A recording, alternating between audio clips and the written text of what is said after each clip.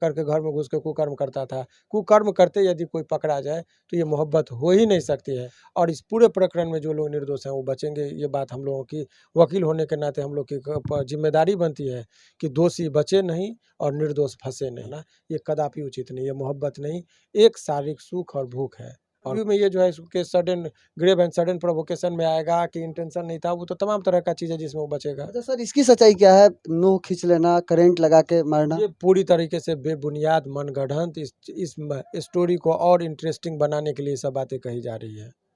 कहीं ना कहीं सर अगर ऐसा बात नहीं होता है तो आरती के घर वाले जेल से छूट जाएंगे और निर्दोष साबित हो जाएंगे। हमारे साथ है पटना हाई कोर्ट के प्रसिद्ध वकील शिवनंदन भारती जी, जो कि आरती के घर वालों के तरफ से केस को देख रहे हैं और लड़ रहे हैं। सर, इस घटना में किसे गलत मानते हैं आप, छोटू या आरती को? देखिए, मेरा पर्सनल ओपिनियन से केस पर बहुत ज़्यादा प्रभाव नहीं पड़ता है और पर्सनल ओपिनियन देना भी नहीं चाहिए। रही बात, इस घटना को मैं एक दुर्भाग्यपूर्ण घटना मानता हूँ। ये घटना जो भी हुआ, ये मौत होती है, ये नहीं होनी चाहिए। लेकिन निर्दोष लोगों को भी जेल में नहीं भेजना चाहिए, इसके प्रति भी हमारा अपना ये पर्सनल राय है कि घटना दुर्भाग्यपूर्ण है।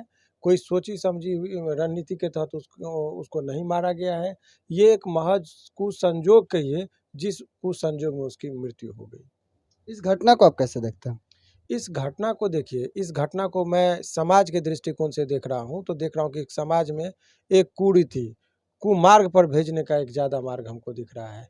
इसका जो एक्टिविटी है आरती का, वो किसी भी दृष्टिकोण से जस्टिफिएबल नहीं है कि अपने निजी स्वार्थों के लिए आप अपने माँ को, बाप को, भाई को, इन लोगों को जो ये आप कर रहे हैं ना, ये प्यार था ही नहीं। प्यार तो पवित्र चीज़ है।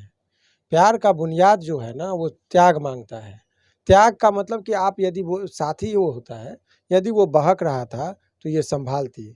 बहके हुए कदम को प्रेमिका का काम था संभालना कि 2 बजे रात में नहीं बुलाइए। अनेकों बार इस तरह का की थी, उस दिन घटना में पकड़ी गई। तो और लड़का को भी नहीं जाना चाहिए, लड़का भी अनैतिक काम कर रहा था। क्या ज़रूरी था 2 बजे रात में घर में घुसने का? अब इसको आप अच्छे कभी कोई समाज नहीं, सभ्य समाज इसको स्वीकार करेगा। अब असभ्य समाज इस चीज़ को स्वीकार करेगा। कुछ लोग 2-4 गो लफुआ टाइप का लोग है, कुछ से कुछ कह रहा है। अरे भाई, ये असभ्य समाज का लोग ही ना इसको स्वीकार करेगा। कि उन लोगों का कहना है कि हम अपने मर्जी से चाहे, अगर हम बालिग हैं तो कुछ भी कर सकते हैं। आप बालिग हैं, बहुत अच्छी बात है। बालिग है तो आप अपने जगह पर कीजिएगा ना। बालिग है तो आपके घर में घुस के कोई करेगा या किसी और के घर में घुस के? अपने ही घर में ना। तो क्या वो आरती का अपना घर है? वो उसके गार्जियन का घर है। बात समझ रहे हम क्या कहना चाह रहे हैं? आज़ादी आपकी वहीं खत्म होती है जहाँ से दूसरी की आज़ादी शुरू होती है। यानी सर गलती आरती की है? आरती का पूरे प्रकरण में जो रोल रहा है बहुत संदेहास्पद है। आरती का अभी तक शुरुआत से लेकर अभी तक रोल पूरा गलत पे गलत ही होते जा रहा है। उसके बयान भी सर बदल रहे हैं, तो आरती को भी सजा हो सकती है? ए भाई, इसमें बड़ा अच्छा चीज़ आप कह रहे हैं कि बयान तो जो बदल रही है सो बदल रही है, बहुत कुछ वो बदल रही है। उसका फेशियल एक्सप्रेशन आपको नहीं लग रहा है कभी भी? उसके मन के प्रश्न पूछिए तो ठीक है, उसके अगेंस्ट पूछिए तो बेहोश हो जा रही है, और फिर 2 मिनट में ठीक हो जा रही है। ये सब चीज़ अच्छी बात नहीं है, समाज का हर लोग देख रहे हैं, जो गलत है, नहीं करना चाहिए। लेकिन सर बार बार जो बदलता बयान आरती को भी फंसा सकता है, आरती पे भी कार्रवाई हो सकती है? देखिए, अभी वो उसके लिए भी हमारे इंडियन एविडेंस एक्ट में है कि झूठे मुकदमे में यदि आप किसी को फंसाते हैं तो उसके लिए भी उसके ऊपर भी केस होता है। वो जो बाद में है, ट्रायल व्रायल में ये हो जाता है कंक्लूड तब। तो ये सब चीज़ तो बाद का चीज़ स्टेज है। अभी प्रथम दृष्टया ये है कि आरती के न्याय यदि किसी को चाहिए इस पूरे प्रकरण में, तो आरती के पिताजी को न्याय चाहिए, आरती के माँ को न्याय चाहिए कि उसने एक अपने कोख को कोस रही है कि मैंने कैसा संतान उत्पन्न किया कि पूरी जग हंसाई हो रही है।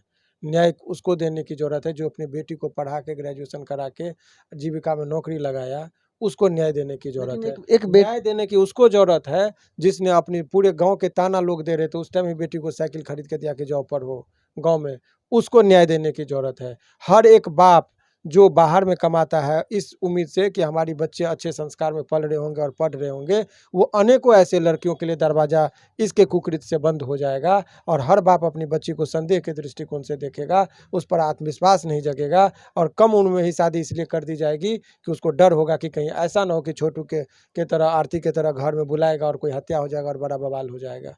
तो ये अनेकों लोगों को जो है सो सामाजिक रूप से अवरोध पैदा हो जाएगा। इसकी भी संवेदना को समझने की आवश्यकता है। लेकिन एक बाप को भी इंसाफ की जरूरत है जिसके बेटे की हत्या कर दी गई। बेटा कुकर्म में गया, वो मारा गया, उसको क्या? डकैत को कभी मिलता है न्याय? क्या आतंकवादी को कभी न्याय मिलता है कि क्या वो शहीद होने गया था?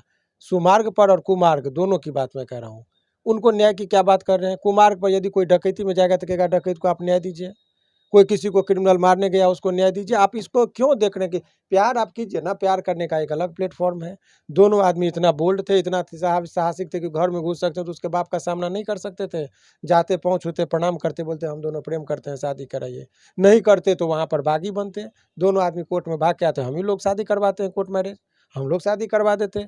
लेकिन आप गलत कि शादी करना भी नहीं है, चुपके-चुपके मिल लो, शारीरिक संबंध कर लो, फिर किसी को पता नहीं चलने दो और फिर बाद में अपने-अपने हिसाब से शादी करो। तो ये प्रेम कैसा था? जी सर, वो उसकी प्रेमिका ने बुलाया, प्रेमी मिलने गया, लेकिन उसका हत्या कर देना कहाँ तक सही है सर? हत्या था ही नहीं, यही तो मैं कह रहा हूँ। देखिए, आप लोगों के पास जो खबर गई कि भाभी बुलाई, ये सब मनगढ़ंत बात है। आप खुद समझिए कि हत्या करना होता तो गृहस्थ परिवार था। वहाँ हत्या करने का अनेकों साधन था, कुदाली था, किरंगारी था, खंती था, तलवार होता है, भाला होता है घर में, कुछों से काट-खोट के उसको कर देता। उतना करने का आपको लगता है? मारना रहेगा तो सोचेगा लोग फटाक से लाएगा, काट देगा। वहीं सर हम लोग की तो बातें आरती के घर वालों से नहीं हो पाई, उनके पिताजी से, भाई से, माता से, लेकिन आपकी बातें हुई। तो क्या चीज़ सर स्पष्ट सामने निकल के आई? देखिए, हमसे जो बात हुआ, उनके परिजनों का और कुछ ख़ास लोगों का माइक पर बोलना उचित नहीं है। उन लोगों से जो बात हुई, तो एक चीज़ आप समझ लीजिए कि इस पूरे घटना को उसके भाई को भी बाद में पहले तो गुस्सा आया, उसने भी लपड़-थपड़ से अन्य लोगों ने भी मारा। लेकिन बाद में लगा कि अरे ये तो मौत बन रहा है, इसको मार देगा, तो वही बचाने गया उसको। उसके देह पर सो गया तो एड़ मुँह के में से लोग जो मार रहा था उसको भी चोट लगा। वो घायल था बेचारा, हॉस्पिटल में उसका वीडियो भी आपने देखा होगा। उसको बहुत मार लगी थी, बहुत चोट लगा था, उसको बचाने में फिर लड़की के पिताजी जो हैं, उसको रूम में बंद कर दिया छोटू को कि बाहरी लोग उसको नहीं मारे। लेकिन बाद में उसको चोट लगी कि वो आदमी आत्महत्या कर लिया लाज के मारे कि लोग समझेगा तो हम किसको मुँह क्या दिखाएँगे, या डर के भी होता है कि हदस के मर गया, ये तो पोस्टमार्टम रिपोर्ट पर पता चलेगा। लेकिन जानबूझकर इरादा तो किसी का मारने का नहीं था। और हमारा आईपीसी जो 302 में जो मर्डर का जो पनिशमेंट है और डिफिनीशन जो सेक्शन 300 में दिया है, उसके भी परव्यू में ये जो है इसके sudden grave and sudden provocation में आएगा कि इंटेंशन नहीं था, वो तो तमाम तरह का चीज़ है जिसमें वो बचेगा। अच्छा सर, इसकी सच्चाई क्या है? नोह खींच लेना, करंट लगा के मारना? ये पूरी तरीके से बेबुनियाद मनगढ़ंत इस स्टोरी को और इंटरेस्टिंग बनाने के लिए सब बातें कही जा रही है। तो कहीं ये न कहीं सर अगर ऐसा बात नहीं होता है तो आरती के घर वाले जेल से छूट जाएँगे और निर्दोष साबित हो जाएँगे? ये निर्दोष है, न्यायपालिका पर पूरे लोगों को भरोसा है और हम लोग भी वहाँ पर न्यायपालिका के सामने बात को रखते हैं, अपने पक्षकार बनकर उसके पक्ष को रखते हैं और इस पूरे प्रकरण में जो लोग निर्दोष हैं वो बचेंगे। ये बात हम लोगों की वकील होने के नाते हम लोग की जिम्मेदारी बनती है कि दोषी बचे नहीं और निर्दोष फंसे नहीं। तो निर्दोष जो फंसेंगे उसको बचाने का जिम्मा मैं उठाया हूँ, उसको बचाऊँगा। देखिए सर, एज़ ए वकील आपने इस सारे घटना को बताया, लेकिन एज़ ए पेरेंट्स आप इस घटना को कैसे देखते हैं? पेरेंट्स में मैं सामाजिक दायित्व का निर्वहन कर रहा हूँ। मुझे लग रहा है कि समाज को गुमराह करने का इस प्रेम प्रसंग है ही नहीं। प्रेम का जो परिभाषा है ना, वो प्रेम है ही नहीं। ये एक शारीरिक मिलन है, अवैध तरीके से। उस लड़की को बहला-फुसला के इस तरीके से चूँकि वो अल्पज्ञानी थी, उसको बहला-फुसला के आ रहे करके घर में घुस के कुकर्म करता था। कुकर्म करते यदि कोई पकड़ा जाए, तो ये मोहब्बत हो ही नहीं सकती है। मोहब्बत को यदि वो मोहब्बत क्या है? सभी लोग प्रेम करते हैं, कहते हैं शादी के बाद आइए मिलिएगा। रात में जाएगा लोग मिलने के लिए, आपको नहीं लग रहा हम भी और आप भी समाज में देख रहे हैं, कुकर्म करने के राह पर आप चलते हैं और वफ़ा की बात करते हैं, ये बिल्कुल गलत है। यानी कि सर ये प्यार नहीं अट्रैक्शन था? बिल्कुल, 100% यही बात है। अब हम लोग नहीं बोलना चाह रहे हैं, इसीलिए लेकिन आप समझिए सभी की माँ-बहन है। जो कुछ लोग सपोर्ट कर रहे हैं कि नहीं ये गलत हुआ तो ठीक है आप अपना दरवाज़ा खोल दीजिए तो मैं मान जाऊँगा।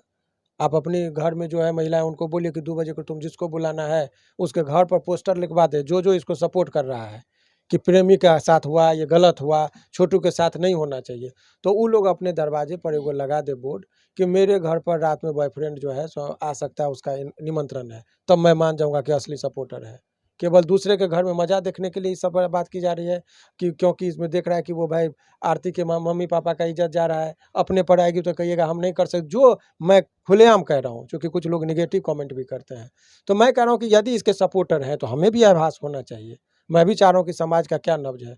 तो जितने लोग हैं ना, उस पे कुछ मत कीजिए।